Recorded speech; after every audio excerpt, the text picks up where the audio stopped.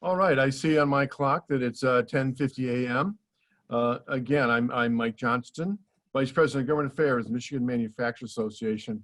We want to thank you all for joining us today for today's conference and this particular session, Integrating Compliance into Manufacturing Operations. I can promise you, after working with the Eagle and DEQ and DNR and various names over many years, I can promise you that proper compliance is a key trait of every successful manufacturer. In today's session, we'll hear strategies to help integrate compliance strategies into your company's everyday operations. James Colmer has 25 years of environmental engineering experience in Michigan, including a decade managing environmental compliance for a Michigan-based Fortune 150 company. In addition, he has supervised more than 70 PFAS preliminary assessments nationwide and understands current regulatory framework. He is currently managing multiple sites in Michigan where PFAS is a concern. Jim is a seasoned presenter and a veteran of the U.S. Navy, specializing in advanced electronics and acoustic analysis. Jim, I want to thank you personally for your service to our nation. Thank you.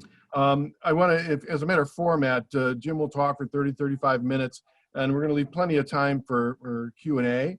But during the session, you can fill in questions in the Q&A text box, and we will respond to those questions during the Q&A session. But with that, I'd like to hand the screen over to BB&E Inc. James Colmer. Go ahead, James. Yeah, thank you, Mike, for that introduction, and I'd like to say thanks to MMA for pushing forward with this operations conference, albeit it's structured a little different than I think any of us had originally anticipated. And so, you know, these technology challenges for my generation are are a little different. And so, full disclosure, in this room with me, I have an assistant. Her name is Stephanie Hunsberger. She will be bailing me out of any technical trouble that I get into, or at least trying to, as well as the folks on the phone and the good folks at MMA. So, so bear with it if there's some issues that happen. I do have my, I only have a couple slides, and I do have my notes in front of me, and I'll be presenting from those. But for me, as Mike said, my name is Jim Colmer, and I go by Jim or James. James at church, or if my mom is mad at me, is like what I like to say. But I'm with BB&E, and we're located in Northville, Michigan. So my presentation today, you'll note, really, again, only has a couple of slides that really, to me, serve as an agenda, because I'd like to spend my time sharing my 25 years experience as an EH&S professional, discussing how to integrate compliance into manufacturing operations. So during our time together, we'll touch on Michigan's EH&S business climate as I see it, and that'll help you understand the arena that we have to play in the state of Michigan, and how to comply.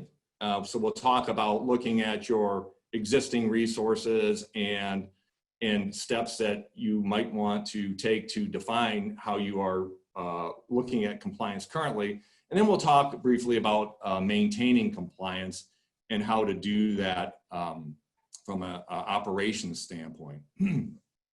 As I said before, I've been doing EH&S compliance work for 25 years. And I think we all know we live in the great state of Michigan, or at least I think we all do. Being virtual, I'm not so sure. We have adequate laws that protect our business, or to operate business and protect human health and the environment. And we have responsible manufacturers. In my 25 years experience, I really had thought I had seen it all. And I can tell you, within just the last few years, I had a client that acquired a Michigan business. They acquired the assets of a company out of bankruptcy.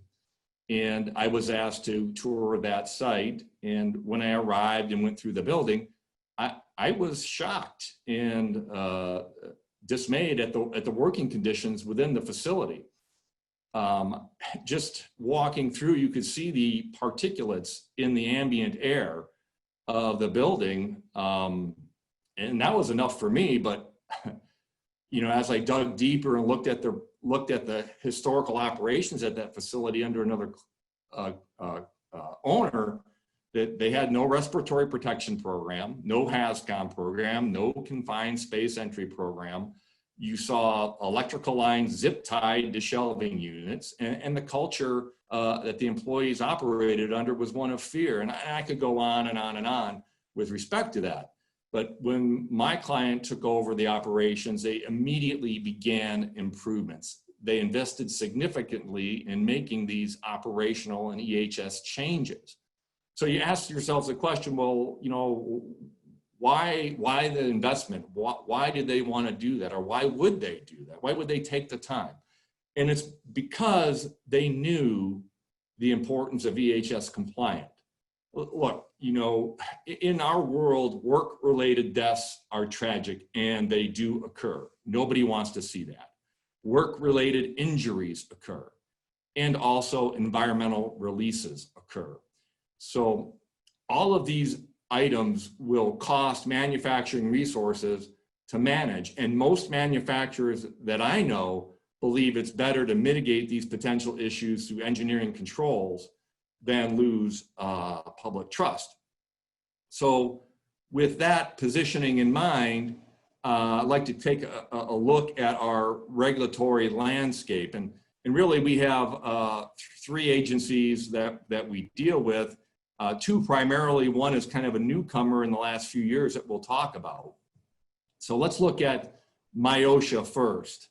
MIOSHA really has been a relatively straightforward organization for many years.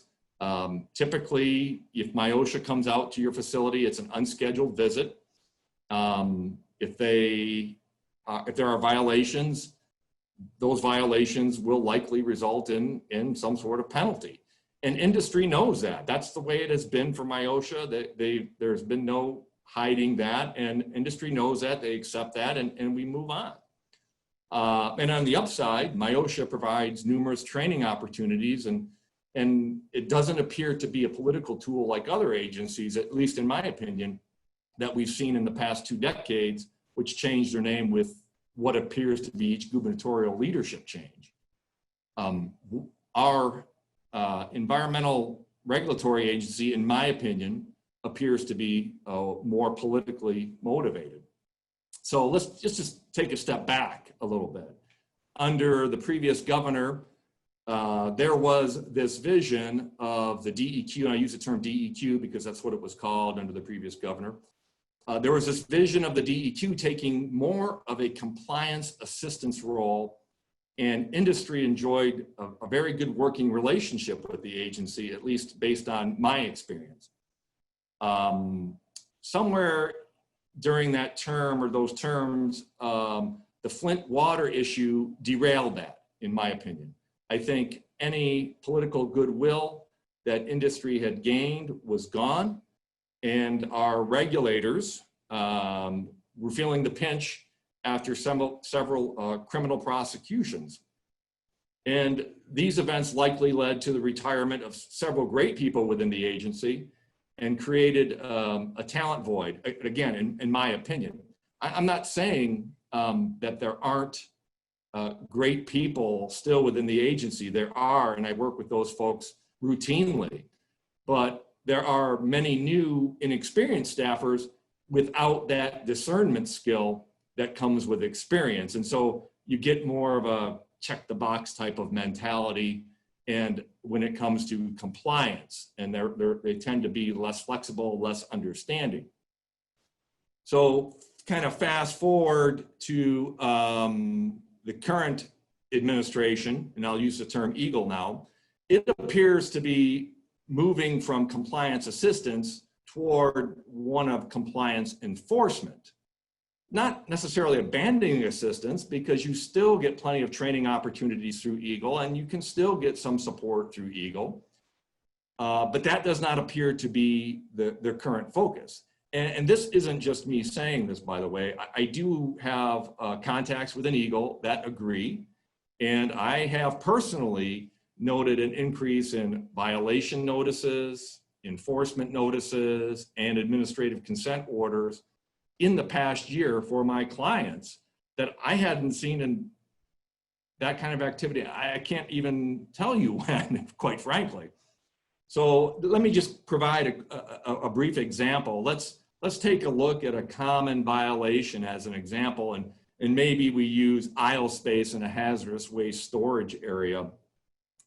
It's this type of violation that has been recognized by the agency as a common violation. You can go to their website, you can look at, okay, what are the most common violations in hazardous waste, and this would be one of them. This would have, historically resulted typically in a violation notice, a follow-up fix by the plant, documentation of that fix and submittal to the agency, and then you'd be closed out. There would not be typically an enforcement notice with something like one of those common violations. Today, that same violation could result in a violation notice, a follow-up fix by the plant, documentation of the fix, very similar to previously, and perhaps up to a year later, you might receive an enforcement notice with an administrative consent order and potential fine. Several, like I said, up to a year later. And I know this to be true because I have personally experienced this with one of my clients. Now, I'm not here to say one administration's approach is better than the other. And I'm really not trying to scare anyone. But what is important is to understand agency priorities if you're going to stay ahead of the game in maintaining compliance. So the other agency that I want to touch on briefly is the Department of Human Health and Services, or DHHS. Since the Flint water crisis, DHHS, again, this is my opinion, has been pushing boundaries and challenging Eagle's authority, maybe not directly or maybe not outwardly, but it is being felt within the agency. And again, I can say this because I hear it from my colleagues within the agency. For example, DHHS can use health screening levels that are lower and not legislatively promulgated, like Eagle's screening levels have to be. Consequently, industry is left with a moving target, which is something that we in industry do not like to have. It's very frustrating when you're trying to comply by hitting a moving target.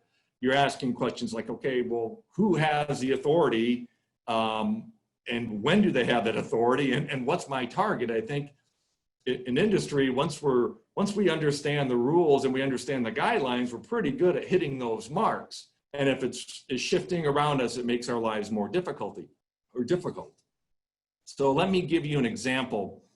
The TCE or trichloroethylene screening levels are very low for DHHS, much lower than Eagle's. And it is possible, that you could have an air permit to emit TCE at authorized levels by Eagle's Air Quality Division.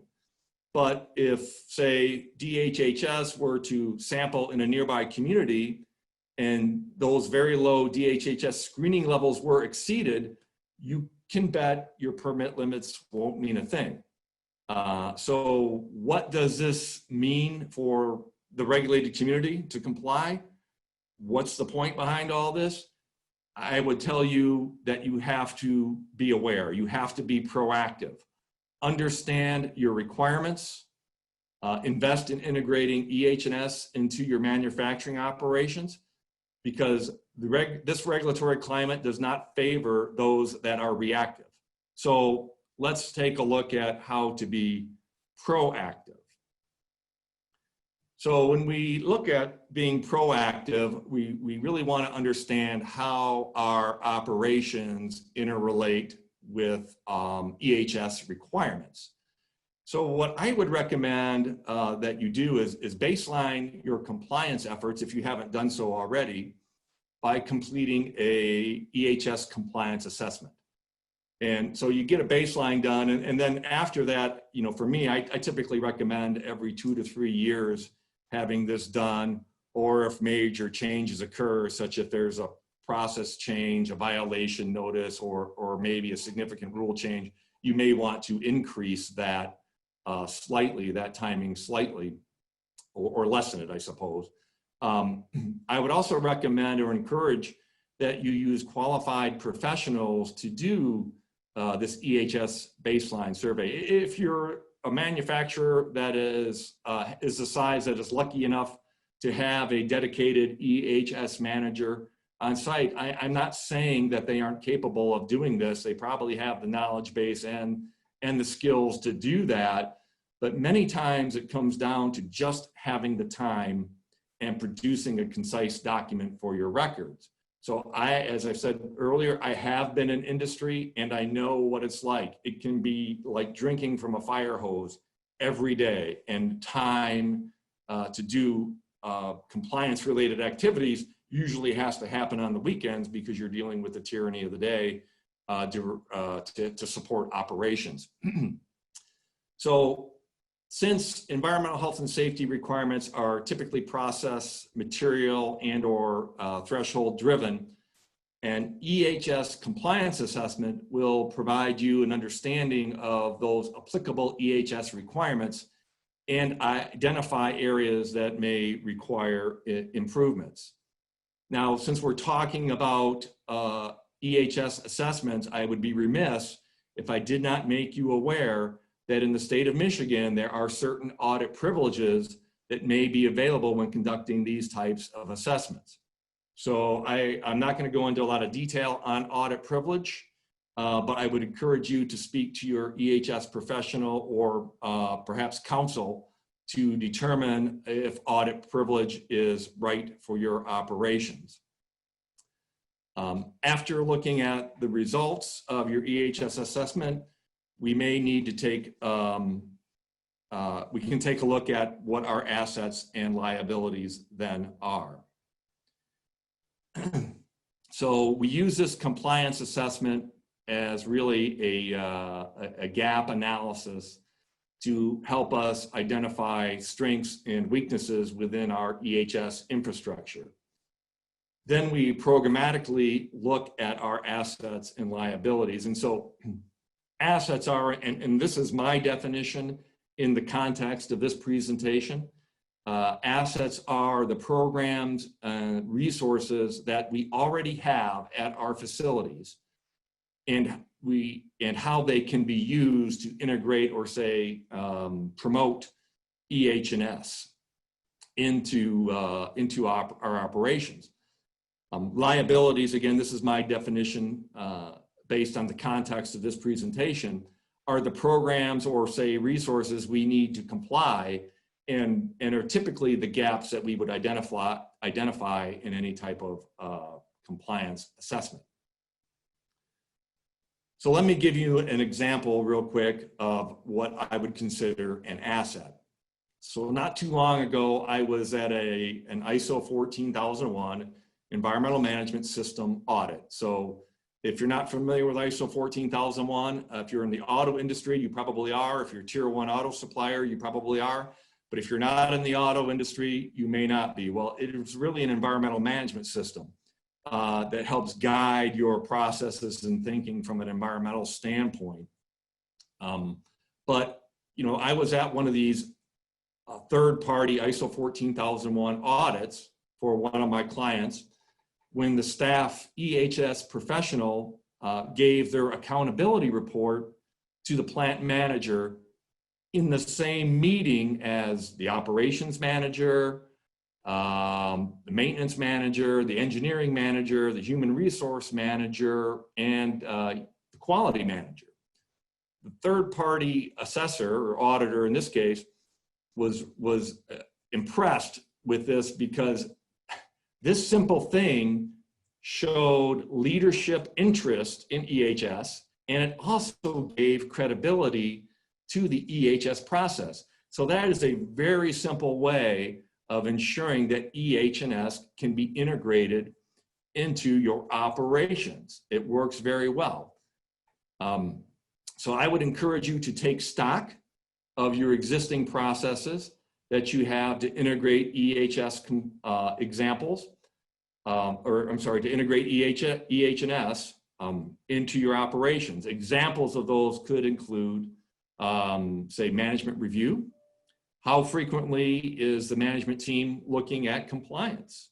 It could be, are you looking at compliance quarterly, monthly, semi-annually, annually? A lot of those things are going to be determined by your organization, the size of your organization, and the size of your EH&S footprint. How about, I call this manufacturer's readiness, but many of you may have a program that's very similar to what I would consider a manufacturer's readiness program. And this is an asset that you might have that you could bring in environmental health and safety into. And a manufacturer's readiness to me is an evaluation of, is the facility ready operationally or compliance-wise for new or changed operations, okay? You can also look at your existing technology. Do you have automated preventative maintenance program at your facility? Larger operations may, smaller operations may not. And if you do have that, you know, an automated maintenance program doesn't necessarily need to be just for equipment maintenance. I've seen clients use it to build their EH&S compliance calendar, and it has been very effective. And so you're able to program your deadlines and your requirements into your maintenance system, and you get the reminder every so often to go and do this inspection or go and do that inspection or maintain this record. So it's very, very helpful and creates this record within the system that already exists. Another area that you could look at is, what are your current methods of communication? Do you do, say, periodic town halls? How about, do you just communicate through audio-visual screens? Maybe it's a shift meeting in the morning or in the afternoon, or some other form of communication. But you have to ask yourselves too, do you feel that your communications are effective? And if they're not, then maybe you need to change the form of your form of communication.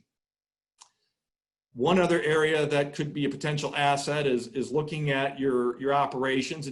Do you have a housekeeping plan or plant organization system, such as 5S? In the auto industry, a lot of you might be familiar with that 5S term.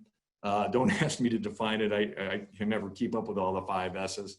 But I can tell you this, that many compliance issues that you might face can be simply managed through cleanliness and organization at your facility. That will knock out a lot of potential issues for you.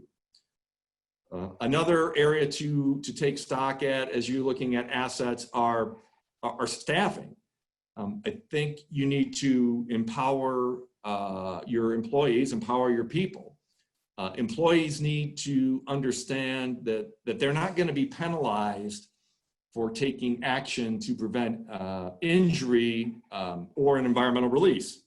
And I'll give you an example. I went to a facility, this was probably about a year ago, and the facility manager was telling me that they have an overhead conveyor system with hooks for a coating line, and it's simpler to walk under it than it is to walk around it, you know, which is what they're taught to do. So one gentleman decided to take the shortcut and go under the overhead conveyor rather than walk around. Well, going under, he just simply didn't duck far enough.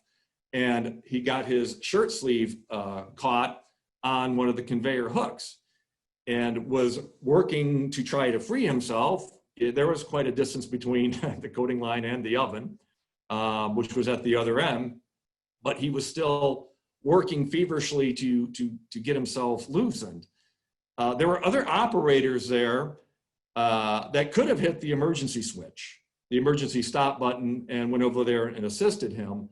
But they didn't right away, and I'll tell you why in just a second. But fortunately, someone came to their senses, hit the emergency stop, went over, assisted the gentleman, all was well. But during the near miss incident review, it was discovered that, when talking to the operator that hit the emergency stop, number one, she thought he was going to work himself free. That was why she didn't hit the emergency stop first. And number two, she thought she'd be fired for stopping the production line. At least that's what she told operations. And that kind of tells you something about, as managers and operational folks, the perceptions that we give our employees about operations will dictate how they act. And so they thought that by trying to do the right thing, they might be penalized in this particular event. So you need to train your staffers appropriately. One other area that I want to touch bases on is for assets is external support. So my dad had always told me, look, Jim, if you don't like the rules, get them changed. And otherwise you need to obey them or comply with them. And I would turn that and I would say that to those listening, if we don't like rules, then we need to change them. We need to use organizations like MMA or say even the Michigan Chamber of Commerce that can offer support through special committees to help us make inroads politically to get rules changed that are more favorable to industry. Or even perhaps putting on an event like this can provide some of that additional support. Another external support mechanism is you could just bring in a hired gun, like an EH&S consultant or an attorney, depending on what your need is and the size of your organization. So, that will determine what other type of support you might need. So now that we've looked at our strengths through taking stock of what existing programs and processes that we have, and we've looked at the weaknesses in our EH&S infrastructure as identified through our baseline environmental health and safety assessment report, we can then design a program, a compliance program around that. Okay, so this is, I got to stop here for a second because I think I got to switch slides on my, this is one of those technology things. I think I got to switch slides on my screen here. And let's see, hang on, just bear with me. I'm trying to get my mouse in the right position. All right, I hope that helps. I hope I'm there. Right here. All right. Looks great. All right, so thanks for bearing with me. It's these multiple screens that and my age, I suppose.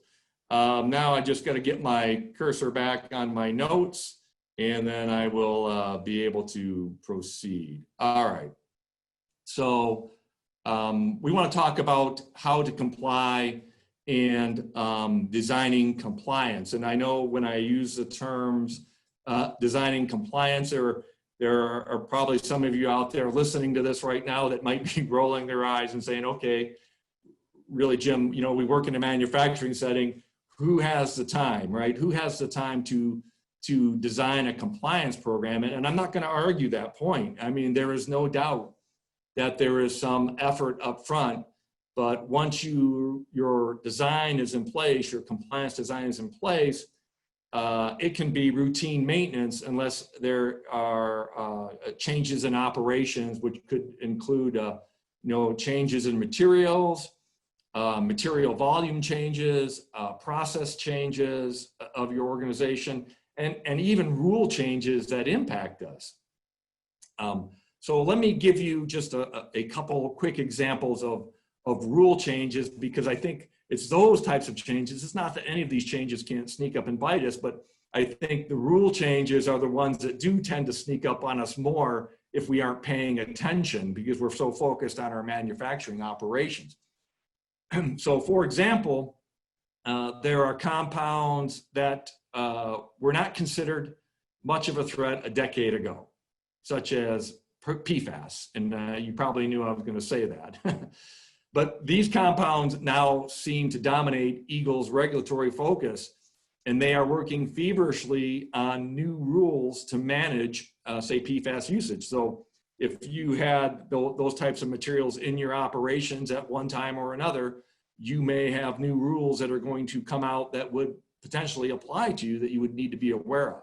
So that's why it's important to update your compliance assessments occasionally.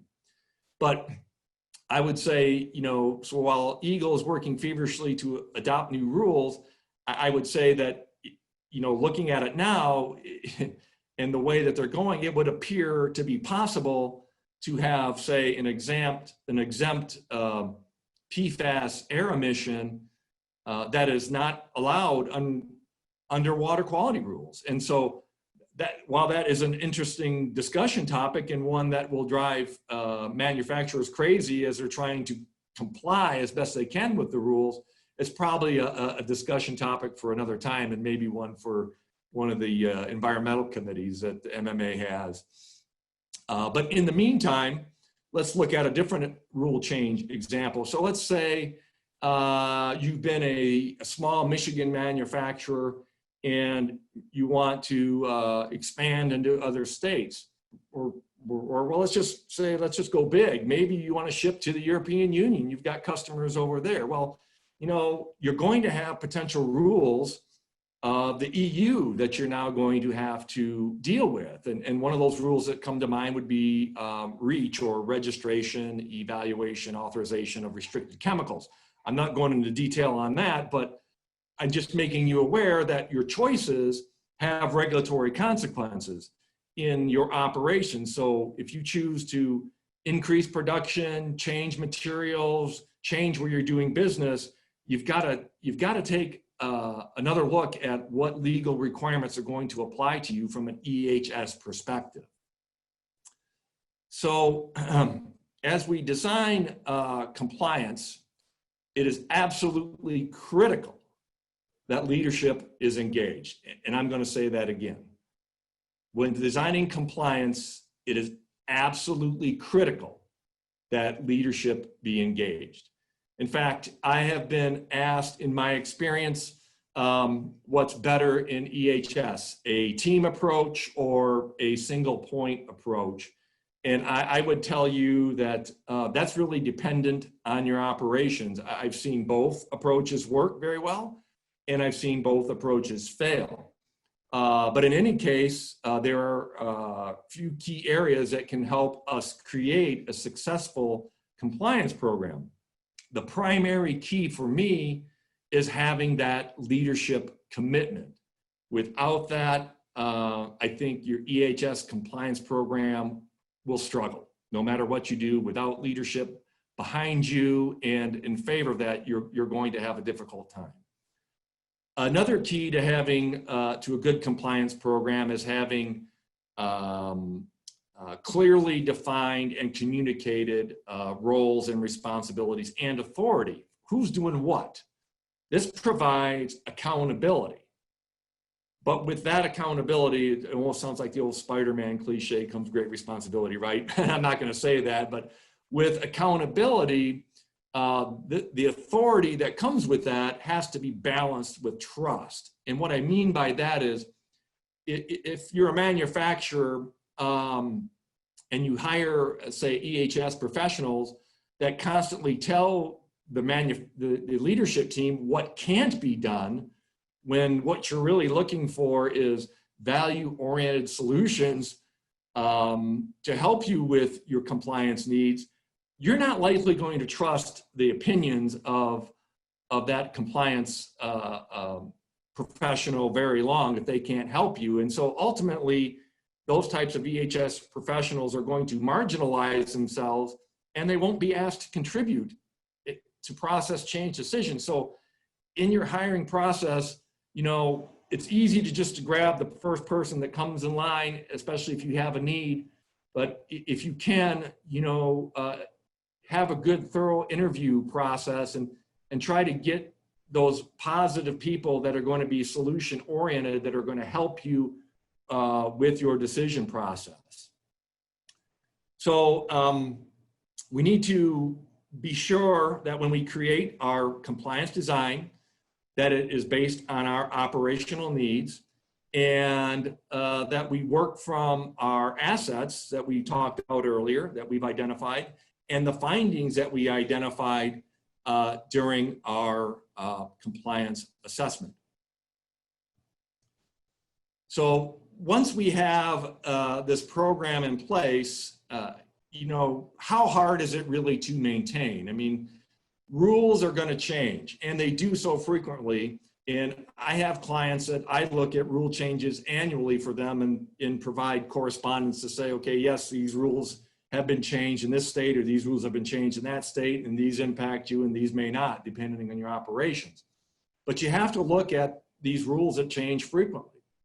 You need to also conduct periodic reviews of your EH&S program, and you can do that in routine accountability meetings like I described earlier, or maybe a detailed review, say every 6 months. And 6 months is what I would recommend if you're going to look at, say, EH&S from a very detailed approach.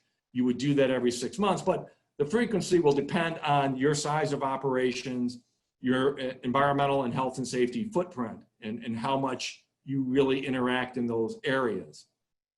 I would also say that developing a compliance calendar based on what you've identified in your compliance assessment is essential. And capture those programs and tasks and deadlines, if possible, into your automated maintenance system, if you have one. If you're a small manufacturer and you don't have, say, an automated maintenance system, you know, an Excel spreadsheet works just fine in creating a compliance calendar, but it is a great compliance tool. One of the greatest opportunities that I see to integrate EH&S operations into, EH&S into operations is through the change management process. This is because, to me, it's one of the most common compliance maintenance snags that I see in industry. So let's just stop for a minute and talk about our operations. And folks out there that are listening that are in an operational role, you know, I would ask you some questions. Does equipment show up on our doorstep? It doesn't, right? There are steps that need to be taken before equipment arrives and we install it in our facilities. So there needs to be space in the plant. We need to ensure utilities are provided, and we may need to train operators as well for that piece of equipment. So before we bring in a new piece of equipment, did we check with our EH&S team? Is, say, maybe an air permit required? Now, keep in mind, air permits can take as little as 3 months. I've seen it done that quick. Or they could take a year, depending on the type of air permit that you need, with 6 months being a good estimate in most cases. And I would ask, did you plan correctly for that? How about, did we look at personal protective equipment, or PPE? What do we need for our employees to operate that new piece of equipment safely? And for example, one of my clients, and this was probably within the last year, had installed a new injection molding press without really consulting their on-staff EH&S professional. And it was just where they were at in their life cycle of operations. It's something that they normally did not do. But once it was installed, it was very loud. And it took unplanned resources to mitigate the need for hearing protection, which really could have been built into the process upfront and cheaper, rather than re-engineering something in place to mitigate the need for a hearing protection program for that particular piece of equipment. Another example of change management might be, let's say, and this is more of a generic example, let's say we have this great new material that's available and it's really going to improve our product quality. And oh, by the way, it's cheaper. It seems like a slam dunk, right? So did we bring EH&S in to talk about these things? Are there new, say, HAZCOM requirements with a new material? Does it impact any of our existing permits? Heck, do we even need a permit for it? So those types of things that we have to consider. We can also look at, let's say, perhaps we've been running a very low volume production line and our customer wants us to increase our production because our product quality is great and we have been absolutely knocking it out of the ballpark. Will the increase in chemical use put us over any regulatory thresholds? That has to be evaluated. These are the types of questions that need consideration when discussing change management. And a lot of times, manufacturers or industry has this group of folks that operate outside of EH&S that are making these decisions. And if that's how you operate, you may have these types of issues where you could get into compliance trouble if you're not consulting with your on-site or maybe off-site resource for EH&S, which could be a consultant or counsel. So let me look at say a third example here of change management, because I think it's very important. I've got a lot of examples here to share. One of my clients invested very heavily in a new coating line, and they built the line without a complete EH&S review. And what I mean by complete was they did very well on the E side of things, right? They got their permit for the coating line. That was great. And so the permit was in place before it was installed. But when they got the line installed, they didn't do so well on the H&S side of things. And they really didn't consider something as simple as ingress and egress, which eventually, to make a long story short, they did get it right. But after additional investment in conveyor line crossovers, which may have been avoided by involving HS and having discussions with engineering up front to make sure these types of activities were captured. So when we deal with change management, it is critical to our compliance design. So we need to really have a good program for managing change at our facilities. So with that is kind of where I am at on my presentation. And, but I do have some thoughts that I would want to leave you with. And I would say that environmental health and safety teams or professionals or external resources are there to assist you in your manufacturing operations. It's not to tell you, no, we can't do this, or no, we can't do this because of this reason or that reason. A properly designed and integrated EH&S program can save valuable manufacturing resources, as I've illustrated through some of my examples. I have personally seen it, and I have seen it work. And it's not as difficult as you would think. A lot of it is just changing your mindset a little bit to integrate these components into your existing operations. So I would encourage those listening to focus on a few takeaways from this presentation, and one would be understand your regulatory climate and be proactive when it comes to compliance. Do an assessment of your compliance requirements and define when that needs to be done periodically.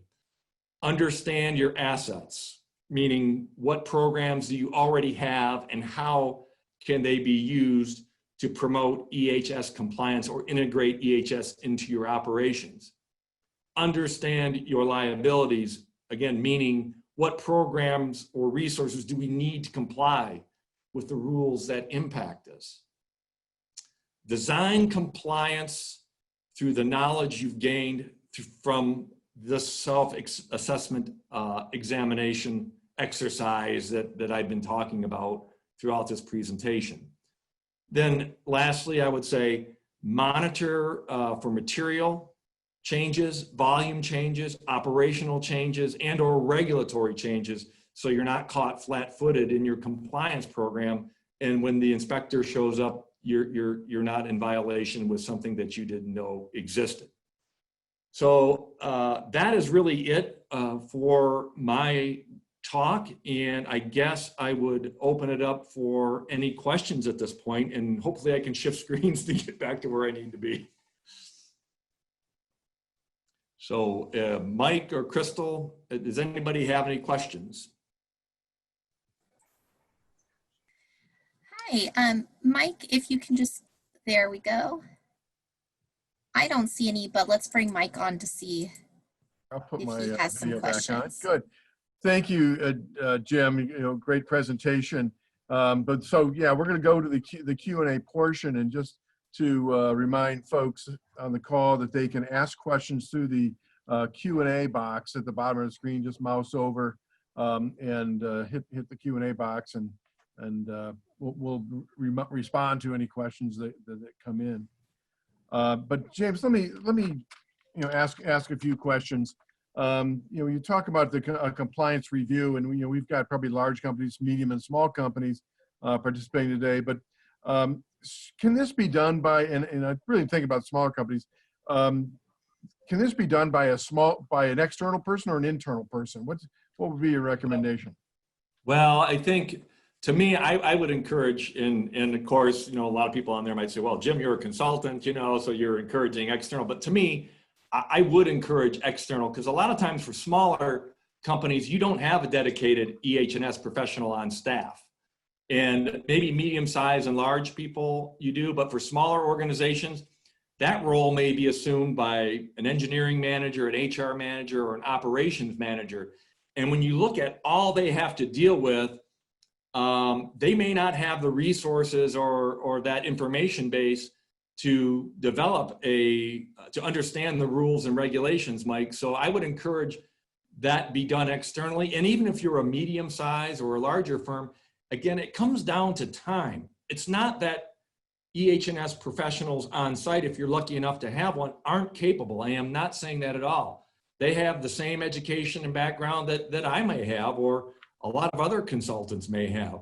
But it really comes down to, how are you supporting manufacturing operations in your day-to-day life? I mean, I'm telling you, it is like drinking from a fire hose from 8 to 5 every day, and every day is different in the EHS world as you support those manufacturers. Yeah, when I think about our membership, we represent the large iconic companies, but 85% of our members have 100 employees or less, and in the 100 employees or less category, wow, it's hard to have someone whose total job is for EH&S, right? That's a big job. So external, and I'm not here to sell Jim, though he's fabulous, by the way. But it does seem reasonable that you would find expertise outside that would have the most updated information on regulatory processes. Right, and that's a great point, Mike. When it comes to even if you don't have a EHS professional on site, you don't necessarily have to have one every day. If you have somebody splitting those responsibilities, maybe you just retain somebody for periodic reviews, or come in once a week, once a month, whatever your operation size is, and whatever you think your budget can afford. I think when you plan and design EHS and you're doing your budgeting processes throughout the year, you need to consider those things. I know a lot of organizations, because I'm from an automotive background, we did all our budgeting in August, and so budgeting for EH&S always went into that budget during the August timeframe. Yeah. So I asked you about doing a compliance review, which is sort of the where are we, and let's put some systems in place. But in terms of sort of day-to-day operations and implementing the plan, can a small company hire somebody external to do that, or should it be some internal person? Well, there's a couple things. Yes, the answer is yes, it can. But in that, so you can bring somebody in externally to maybe a couple days a week or a day a week or whatever. But I do think you have to have somebody internally that works with that individual. It needs to be a key point of contact, because as let's say, for example, as an external resource, I'm not able to make certain representations on behalf of that organization. That might have to be a quote unquote responsible party within the organization itself, which I can work with and provide letters and permitting applications and that stuff, but all that stuff still needs to be signed by the plant itself. Yeah. Again, I keep thinking about small companies because that's a big chunk of our membership. Sure. So you know, in small companies, everybody wears multiple hats. But who would you suggest is the person within an organization that is this contact, you know, main person? Is it an HR person? Is it the operations manager? Is it a quality manager? I mean, right. What's your general thought on that? Or it's a team thing, right? Yeah. Well, and I've seen it all in my experience of working for a Fortune 500 automotive supplier. And when you go to the plants, you see, and these are larger plants, and the EH&S person was never really in a quote unquote management role. They would always report to somebody. And I would see those individuals as all those individuals that you have mentioned, Mike. But in my experience, it's going to depend on your operations. But my personal preference, because I think change management is extremely important to compliance and making sure that we monitor that change management. I like to see the engineering manager, and there's probably some engineering managers out there cringing right now, because they know when things are happening within that facility. They have the long lead time planning that is required for some of these EH&S things that have to go into place. The HR manager handles training and records and that sort of thing, and maybe handles claims as it relates to a work-related injury. But the lockout, tag out, the respiratory protection stuff, all those things, the engineering manager also has their hands in from a day-to-day operations perspective. And so my preference, and that's just my preference, would be to work with engineering at the facility. There's nothing wrong with operations, but they're really focused on making their quotas and getting their things taken care of, and they use the other departments within their organization to assist them. But my recommendation, I know it's a long-winded answer, would be engineering support. Yeah, I mean, it's interesting. I mean, it's a really broad breadth of information when you talk about OSHA regulations, and you talk about the breadth of environmental regulations, whether it's Eagle or DHS. I mean, you're talking about water, you're talking about air, you're talking about waste. I mean, that's a lot of stuff. And as you pointed out early in your program, violations of that stuff is expensive. So it's really important that people get this right and cover the full spectrum of all those kinds of things, because there's violations that involve sometimes shutdowns, sometimes dollar amounts, and sometimes other penalties. Right, correct. It can be enormously expensive. All right, so let me talk about you've been talking about compliance reviews and kind of prevention through compliance. But okay, what happens? You get a violation, whether it's Eagle or MyOSHA. Who do you call? I mean, is it we always have this debate within our memberships. We have both. We're talking about environmental engineers, consultants, lawyers. Who do you call? Well, I think initially, it depends on the size of your organization. I mean, obviously, if you're a large organization, you may have counsel on staff, and that's always a good first choice, or say a corporate EH&S person. So those are the first two people that you would call. But when you start looking at medium-sized companies and say small-sized operations, Mike, I would reach out very quickly to, I think, your consultant first, or your EH&S professional first, whether it's external or internal. And the reason why I say that is, it depends on the resources you have. I mean, I'm not saying it's just an expensive endeavor, it can be, but there is a turning point. If it looks like that violation, through discussions with your EH&S professional, can be handled relatively simply and without penalty or without some type of administrative order or something like that, then I think it's completely fine to handle it at a lower level. But let's say that violation you get is looking like it's going to be escalated, then I believe you should retain an attorney at that point in time so that they can help you, especially if it results in an administrative consent order or perhaps even a penalty. They have that ability to negotiate, and I've seen small companies where they let environmental counsel, and that they've had environmental counsel involved where they, had the threat of penalty, and they've managed to negotiate penalty down significantly, or even talk about ways they can do things to avoid penalty. So if penalty or administrative order becomes a likelihood, then you certainly want to seek counsel.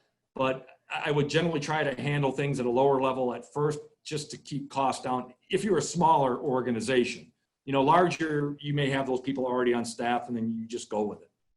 Yeah, but it is true in most environmental regulations, environmental law, that you probably can't get the permit until you resolve the penalty side, right? The consent order and Correct. penalties, Correct. et cetera. But so Correct. you'll probably end up needing both at some point.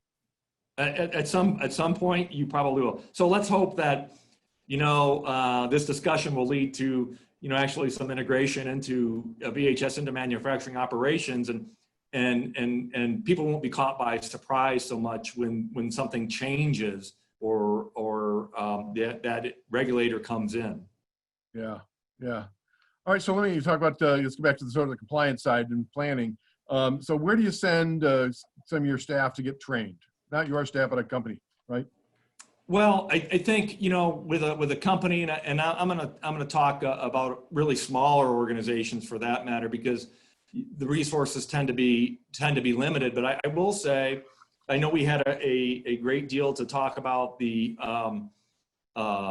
regulators up front.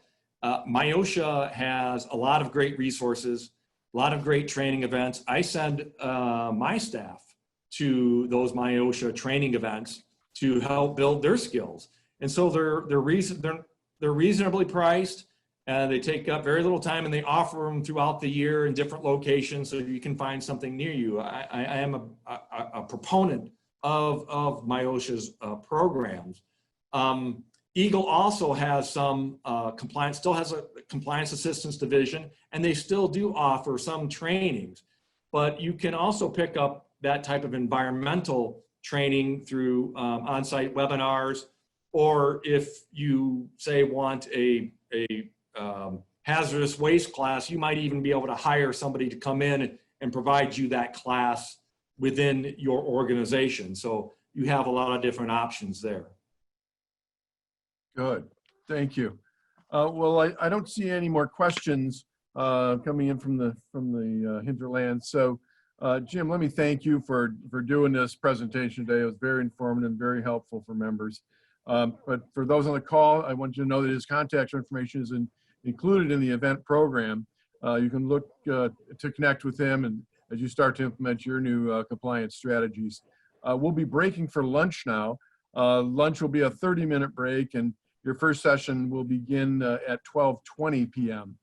You can refer to your agenda, which is included in your email or in the event program, to see which room you need to connect to.